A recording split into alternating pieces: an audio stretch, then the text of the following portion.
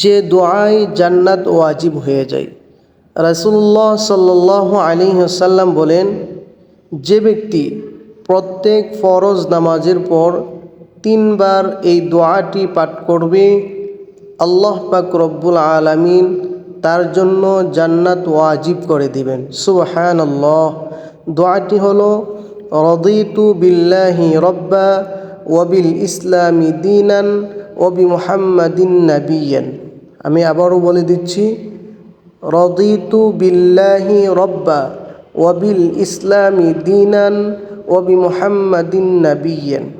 অর্থ, আমি সন্তুষ্ট পরিতৃপ্ত আল্লাহকে প্রভু হিসাবে, ইসলামকে দিন হিসেবে ও মুহাম্মদ সাল্লাল্লাহু আলাইহি ওয়াসাল্লামকে নবী হিসেবে গ্রহণ করে।